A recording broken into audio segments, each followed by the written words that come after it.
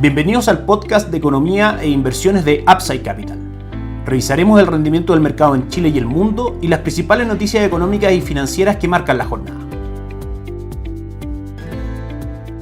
Muy buenos días, ¿cómo están ustedes? Jueves 7 de julio de 2025, soy Ramiro Galeano, fundador de Upside Capital. Les doy la bienvenida a otra edición más de mercados en Upside Capital. Como todos los días jueves vamos con el cierre semanal de mercados, comenzando por el mercado local, en el cual tenemos tres cosas que comentar. Lo primero es la publicación de encuesta de operadores financieros por parte del Banco Central, el día lunes de esta semana que comentamos en el podcast anterior, donde lo destacable es la expectativa de convergencia de la inflación a la meta del Banco Central en 24 meses, lo que permite que la tasa de política monetaria pueda sufrir recortes durante los próximos meses, que es lo que muestra esta encuesta en particular en cuanto a expectativas de tasa de política monetaria, viendo eventualmente dos recortes de tasa durante el segundo semestre de este año y un recorte extra durante el primer semestre de 2026. El día martes, el Instituto Nacional de Estadística publicó el IPC del mes de junio, que se contrajo un 0.4%, una contracción mayor a la que esperaba el mercado, que estaba situada en el 0.2%. De esa manera, el IPC en 12 meses quedó ubicado en el 4.1%, en un camino de convergencia a la meta del Banco Central de Chile en esta materia, que como sabemos se ubica en el 3% con un rango de tolerancia entre el 2 al 4%. Por último, hoy el Banco Central publica una nueva edición de la encuesta de expectativa económica, con un escenario bastante similar al mostrado por la encuesta de operadores financieros. En la encuesta de expectativa económica se espera que diciembre de 2025 el IPC esté ubicado en el 3.8% y que durante 2026 la inflación sea del 3%. Muestra también una convergencia en 23 meses más al 3%,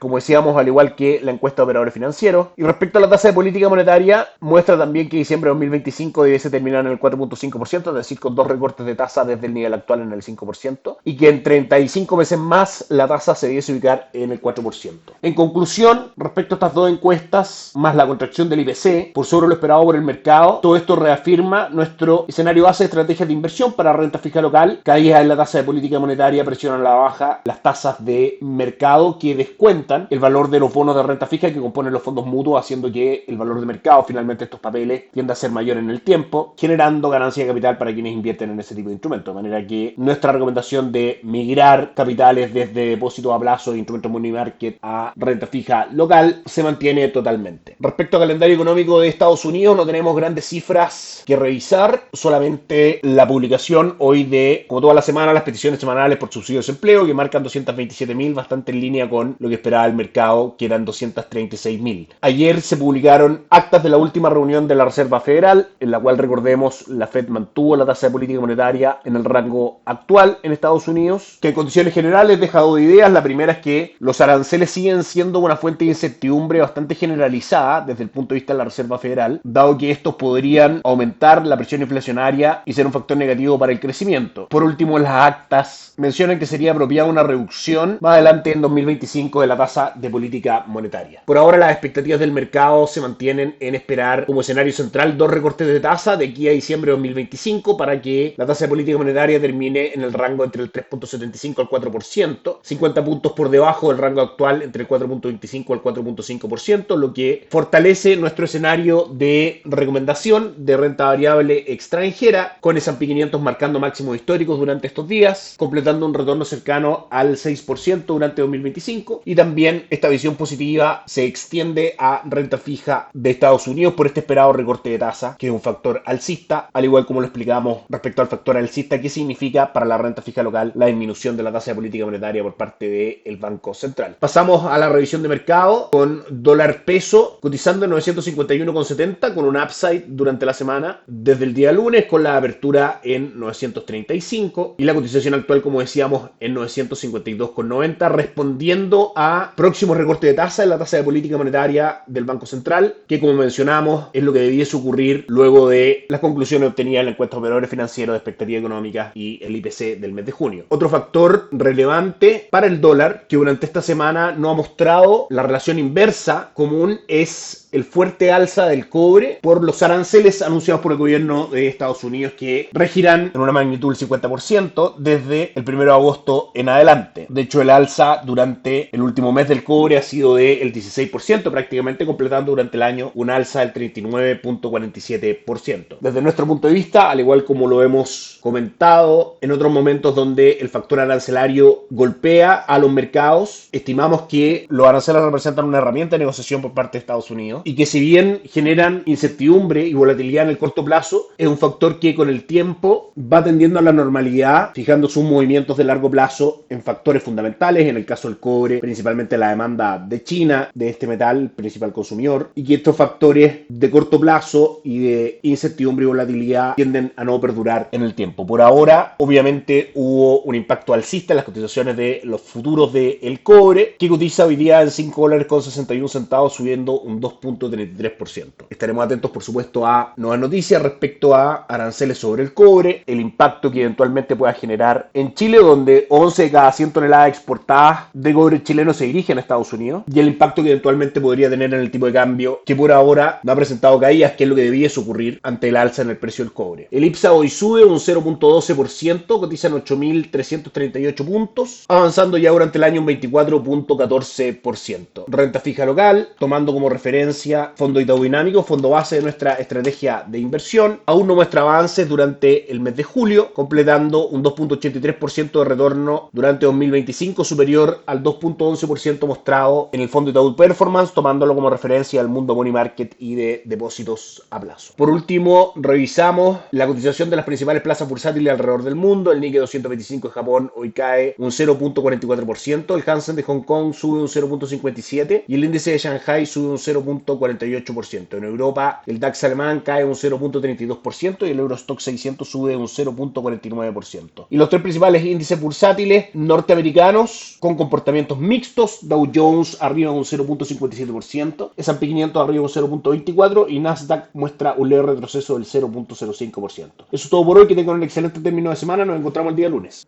Gracias por escuchar el podcast de Economía e Inversiones de Upside Capital.